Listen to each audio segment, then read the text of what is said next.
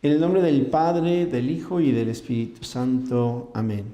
Palabra de vida del Santo Evangelio según San Marcos, capítulo 6, versículos del 1 al 6. En aquel tiempo Jesús fue a su tierra en compañía de sus discípulos. Cuando llegó el sábado, se puso a enseñar en la sinagoga, y la multitud que lo escuchaba se preguntaba con asombro: ¿dónde aprendió este hombre tantas cosas? ¿De dónde le viene esa sabiduría y ese poder para hacer milagros? ¿Que no es este el carpintero, el hijo de María, el hermano de Santiago, José, Judas y Simón? ¿No viven aquí entre nosotros sus hermanas? Y estaban desconcertados. Pero Jesús les dijo: todos honran a un profeta menos los de su tierra, sus parientes y los de su casa. Y no pudo hacer allí ningún milagro. Solo curó a algunos enfermos imponiéndoles las manos.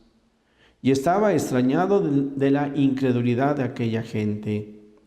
Luego se fue a enseñar en los pueblos vecinos. Palabra del Señor.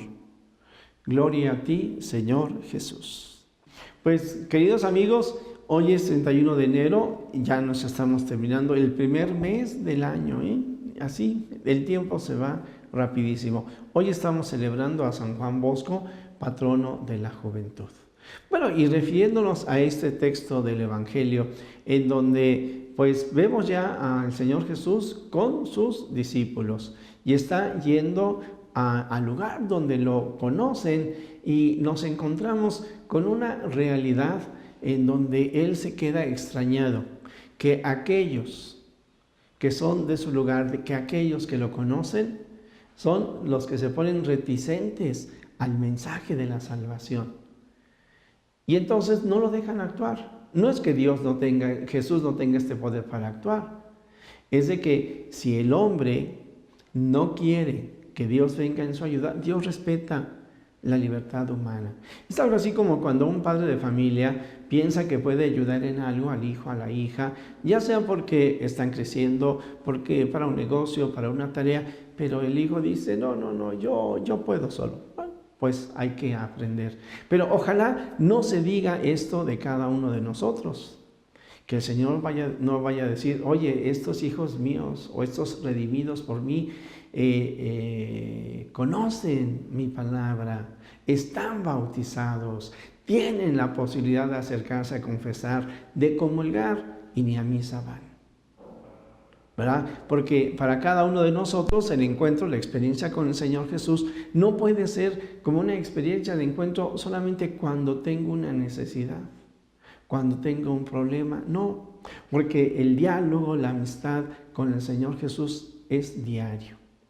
Aquí yo creo que por lo pronto lo que nosotros tenemos que estar siempre bien dispuestos al escuchar la palabra de Dios es con un corazón abierto a lo que el Señor nos dice. Y les voy a poner algo que a mí me ocurre de repente con algunas conferencias, y que quizás a ustedes les ocurre cuando van a misa y escuchan al sacerdote o escuchan a alguno de los laicos que está participando en la pastoral de la evangelización. Uno sí tiene cierta preparación, entonces al que está al frente pues está exponiendo, y automáticamente, en lugar de poner atención al mensaje central, nos vamos a criticar lo que se está diciendo.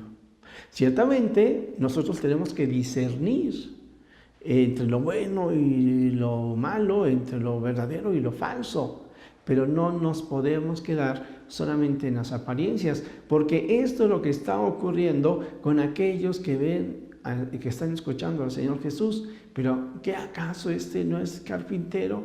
¿De dónde saca tanta sabiduría?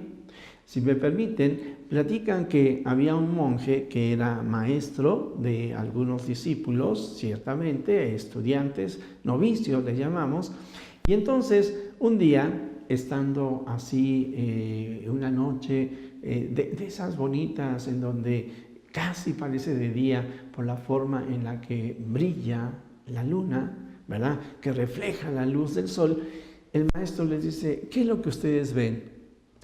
Y entonces los alumnos, los discípulos, le dicen: pues vemos que tiene levantado el dedo. No, amigo, lo que te estoy mostrando es la luna.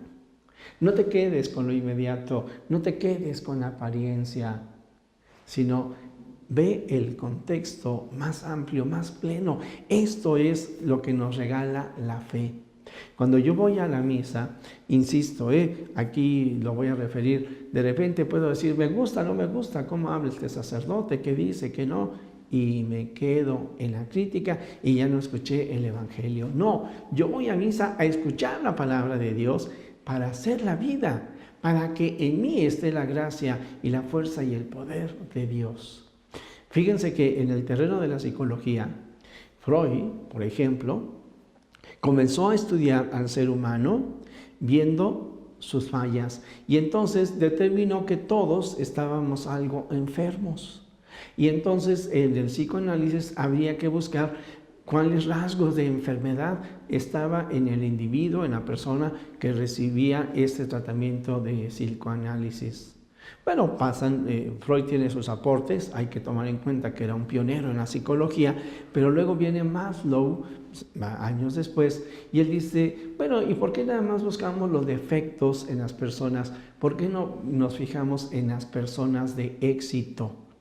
¿Por qué no vemos qué es aquello que hace que en un momento dado triunfe y salga adelante? Y entonces surge esto que se llama más esta psicología humanista.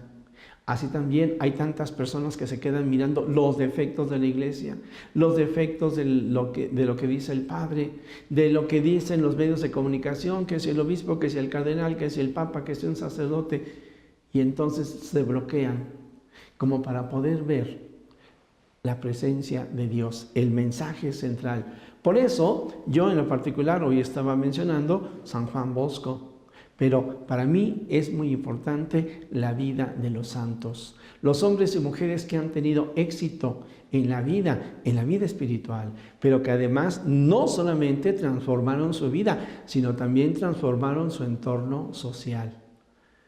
Muchos ejemplos podríamos poner. Cada uno somos hijo de nuestro tiempo. Cada santo tuvo que enfrentar un reto diferente. Voy a pensar, por ejemplo, en el caso de San Francisco.